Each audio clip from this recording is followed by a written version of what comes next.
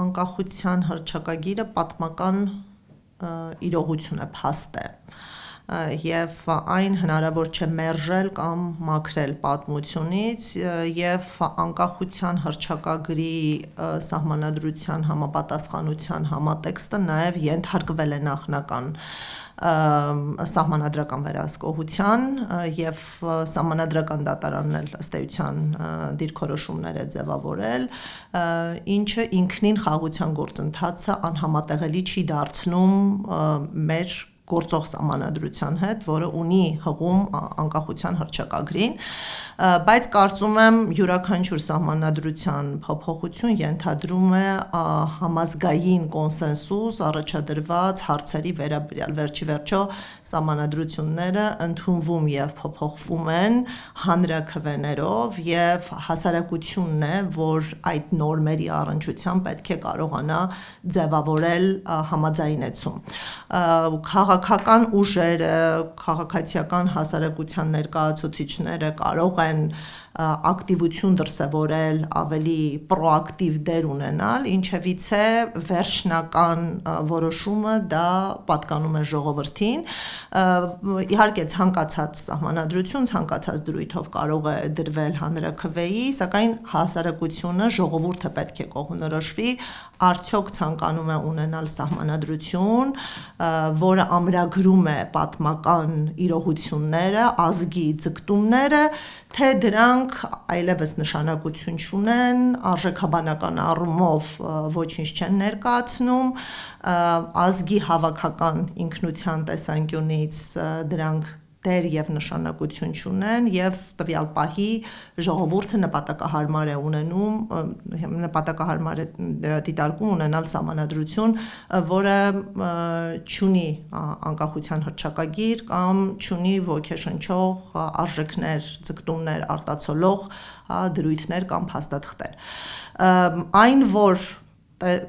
գործնականում կարող ենք ունենալ նման առաջարկ, պետք չէ բացառել,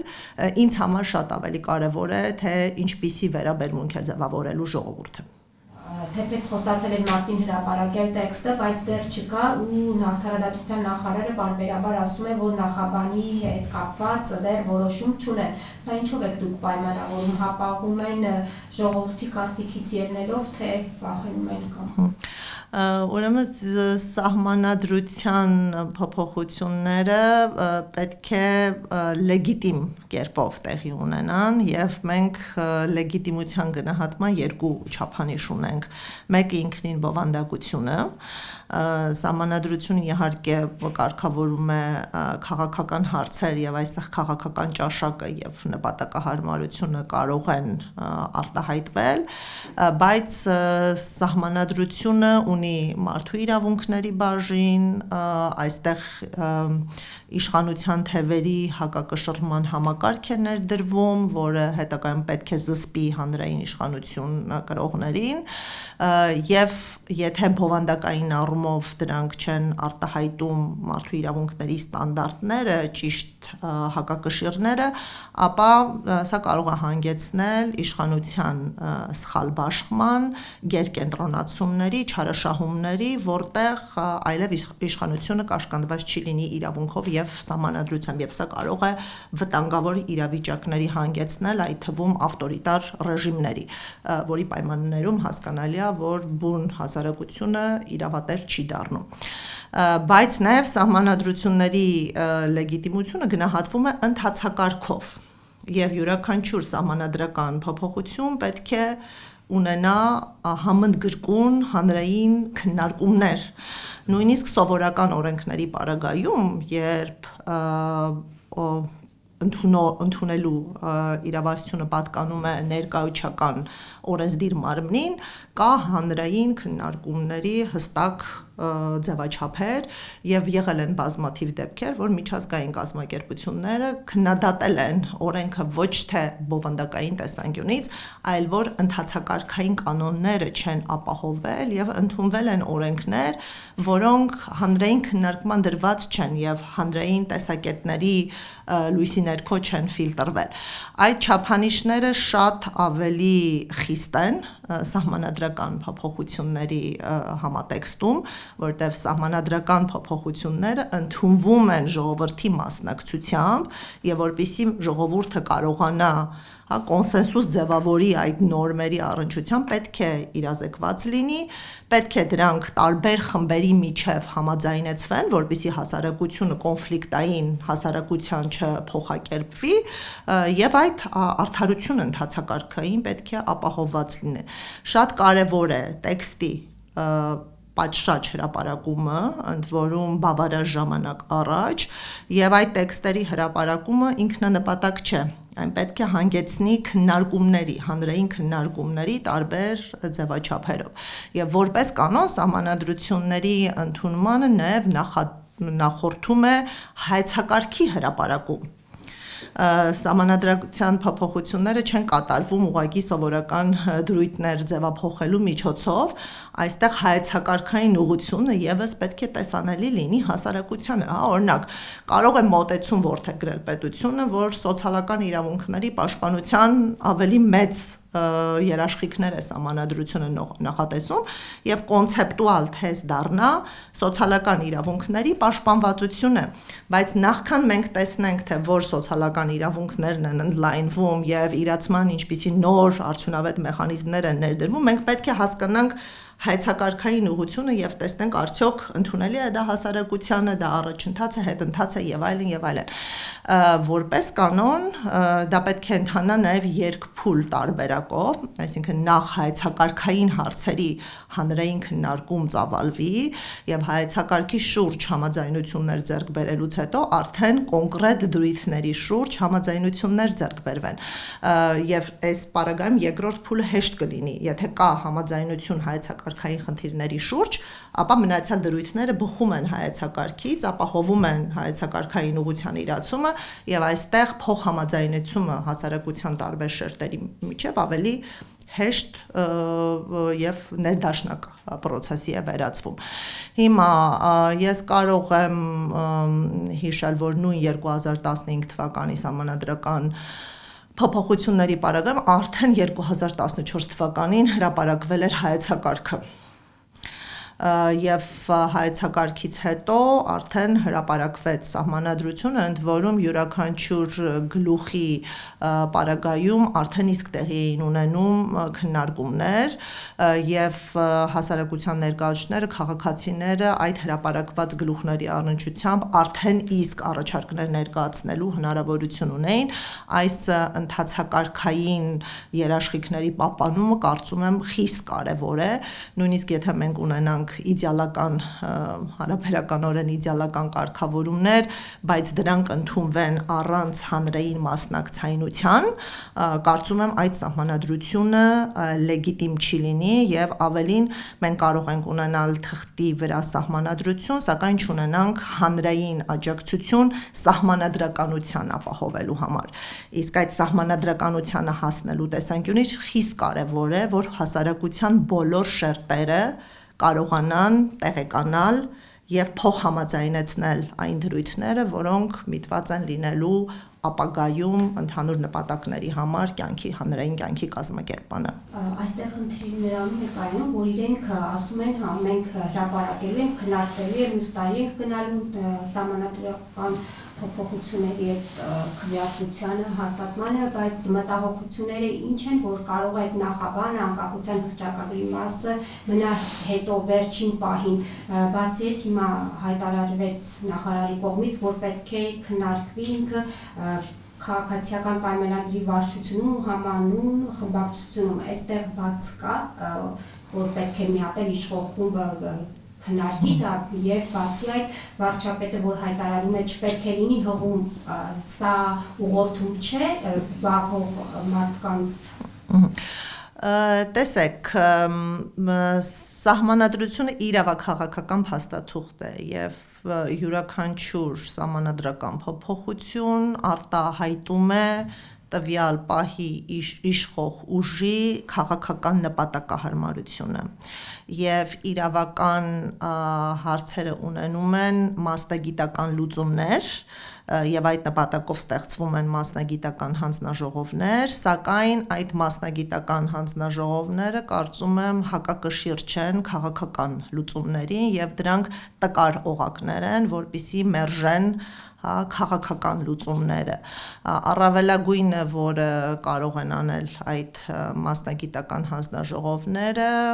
մասնագիտական լուծում ունեցող հարցերի վերաբերյալ տեսակետներ պնդելն է, այս առնչության միջազգային ստանդարտները վկայակոչելն է, նաև չմոռանանք, որ սահմանադրական փոփոխությունների շրջանակում խիստ կարևոր է նաև Վենետիկի հանձնաժողովի խորհրդատվական կարծիքները լսելը,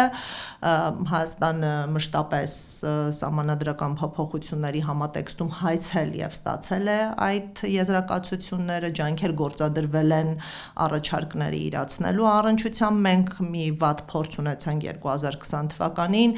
երբ Վենետիկի հանձնաժողովի կարծիքի հրապարակումից մի քանի ժամ առաջ ընդունվեց սահմանադրական փոփոխությունների նախագիծը պարլամենտով, որտեղ անտեսվեց Վենետիկի հանձնաժողովի տեսակետը, սա իմ գնահատմամբ բացասական փորձ է, վատ քաղաքական մշակույթի մասին խոսող փորձ է եւ մեր հասարակությունը ժողովուրդը պետք է կարողանա ձերբազատվել այդ մոտեցումներից եւ սահմանադրական փոփոխությունների ընթացքում մասնագիտական հարցերի շուրջ պետք է ունակ լինի լսելու նաեւ միջազգային փորձագիտական հեղինակավոր կառույցների կարծիքները։ Այս առումով իմ գնահատմամբ անխուսափելի է, որ իշխող քաղաքական ուժի քաղաքական նպատակահարմարությամբ դրույթներ արտացոլվելու են, սակայն որքանով է հասարակությունը աջակցելու այդ դրույթների ընդունմանը, սա լրիվ այլ խնդիր է եւ որպեսզի մենք ունենանք հասարակության ակտիվ մասնակցություն եւ ներգրավվածություն, այդ դրույթները պետք է ոչ թե համաձայնեցվեն մեկ քաղաքական ուժի շրջանակում, այլ պետք է լինի կոնսենսուս, փոխհամաձայնեցում քաղաքական դաշտի բոլոր դերակատարների հետ եւ սա ընդհանրապես կբարձրացնի այդ փաստաթղթի լեգիտիմությունը։ Յուրաքանչյուր փոփոխության տեքստ սահմանադրության ենթակա է քննարկման քաղաքական ուժերի հետ, որտեղ քաղաքական ուժերը կարևոր դերակատար են հանրաքվեի կազմակերպման եւ հասարակության աջակցությունը ստանալու հարցում, սակայն եթե օրինակ այնպիսի մոտեցում որդեգրվի, որ բացառապես իշխող քաղաքական ուժի շրջանակում է դա քննարկվում եւ անտեսվում են մյուս քաղաքական ուժերը, սա կլինի արդեն ինքնին սահմանադրական փոփոխությունների գործընթացի արդարացիությունը, լեգիտիմությունը կասկածի տակ դնող գործոն։ Հիմա թե դա փուլային է, թե այս պահին որպես հիմնական նախաձեռնող եւ պրոցեսի պատասխանատու կարևորում են հենց նաեւ այդ կուսակցության կարծիքը, առանց որոնց աջակցության հասկանալի է, որ գործադիր իշխանությունը չի կարող տեղաշարժ ապահովել, եթե ընդհանրապես այդ տրամաբանության համատեքստում է եւ դրան պետք է հաջորդեն նաեւ կոնսուլտացիաներ մյուս քաղաքական ուժերի հետ, սա կարող է ընդունելի լինել, բայց եթե մենք մոնոպոլ կերպով ընդհանրապես մեկ քաղաքական ուժի կարծիքն ենք լսում եւ չենք ցանկանում կոնսուլտացիաներ եւ համաձայնեցում մյուս քաղաքական ուժերի հետ, իմ գնահատմամբ այդ փոփոխությունների հանրաքվեն կարող է տանել ձախողման։ Խնդիրն է, որ միջև հրապարակել են ԿՊ-ում քննարկելու։ Այստեղ մեծ խնդիր անկեղծ ասած չեմ տեսնում, որտեղ դրանք կոնսուլտացիաներն են եւ վերջի վերջո տեքստի պատասխանատուն հենց մասնագիտական հանձնաժողովն է եւ մասնագիտական հանձնաժողովը պետք է վերջնականորեն որոշի որ դրույթներն են ընդունելի, որը ոչ, բայց այո, ես պնդում եմ, որ այդ մասնագիտական հանձնաժողովը չի կարող քաղաքական նպատակահարմարության դեմ դուրս գալ իշխող քաղաքական ուժի եւ անխուսափելիորեն այդ ուժի տեսակետները լինելու են սահմանադրության փոփոխության մեջ, սակայն փոփոխությունների մեջ, սակայն հասարակության աջակցությունը ստանալու համար նրանք պետք է բանակցեն եւ համաձայնեցնեն դրույթները տարբեր քաղաքական ուժերի եւ հասարակության ներկայացուցիչների հետ, որպեսզի կարողանան հաղթահարեն հանրաքվեի բարձր շեմերը, ոչ պատշաճ քննարկված եւ համազգային համաձայնեցման չենթարկված սահմանադրությունները ձախողվում են, քանի որ չեն հաղթահարում հանրաքվեի շեմերը, բ. թեև դրանք ֆորմալ առումով ընդունվում են, սակայն այդպես էլ երկրում չեն նպաստում սահմանադրականության հաստատման։ Իսկ այն, որ հանրաքվեի ելքը երաշխավորված չէր, մենք տեսանք, որ դրա մասին նաև խոսեցին ԱՄՆ հատուկ ծառայությունները, զեկույցում արդեն իսկ արտահայտված է այն տեսակետը, որ թեև Հայաստանը անկախության հռչակագրի հղումը վերացնելու Ադրբեջանի պահանջը կատարելու նկատառումներից ելնելով նաև նախաձեռնում է սահմանադրական փոփոխություններ, բայց արդյունքը երաշխավորված չէ, որտեղ արդյունքը կապված է էապես հանրային տրամադրությունների հետ։ Դուք հնարավոր համարում եք, որ անկախության հռչակագրի մասը կթողեն ընտրություններից հետո, որ չհասնի իրենց ձայների վրա, եւ խոսեցիք դուք էլ Ադրբեջանի թերադրանքով սահմանադրությունը փոխելու մասին, այս քննադատությունները որքանով են ձեզ իրատեսական ճիշտ։ Տեսեք, այստեղ այնքան էլ քննադատության մասին չէ խոսքը, որքան փաստեր տեսնելու, փաստեր արձանագրելու։ Մենք ոչ թե ասում ենք, որ Ադրբեջանը լավ է անում, վատ է անում, մենք ասում ենք, որ թե ադրբեջանական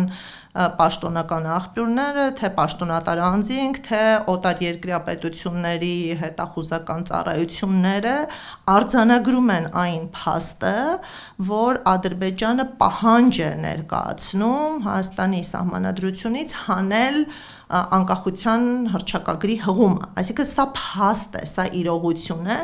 մենք կարող ենք տարբեր գնահատականներ ձևավորել այս փաստերի առնչությամբ, արդյոք օտարերկրյա պետության թելադրանքով սահմանադրություն փոփոխելը արդարացված է, եթե սահմանադրության ընդունումը եւ փոփոխումը դա տվյալ երկրի ժողովրդին վերապահված բացառիկ իրավունք է եւ արդյոք մենք այստեղ չենք բախվում ներպետական գործերին միջամտության հետ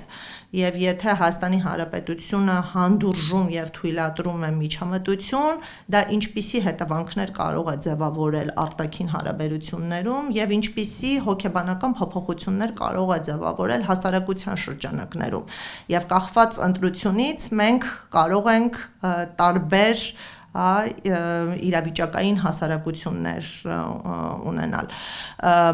Այս առնչությամբ կարծում եմ կա անվիճելի փաստ, որ պահանջը ներկայացվում է Ադրբեջանի